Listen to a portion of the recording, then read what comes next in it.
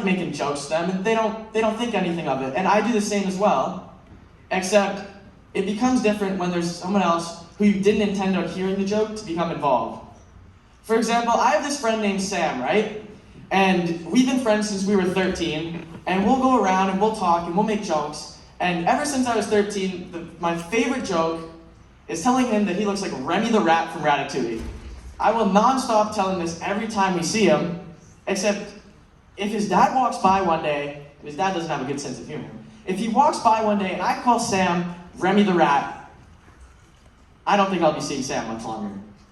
Or perhaps the roles were reversed back in grade 5 when I decided to call someone fat. Perhaps I have a best friend, and my best friend decides to come up to me and he looks at me and he says, "You're too fat to play basketball." Well, I know I'm not that fat, so I'm gonna look at him and I'm like, "No, I'm not."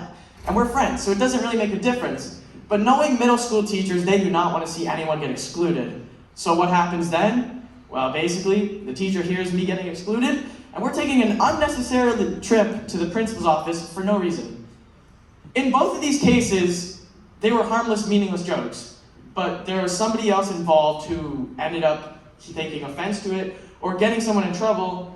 So it's important to think before you speak, and you need to be conscientious of the people who are around you so that you're not getting in that unnecessary trouble from like a meaningless joke.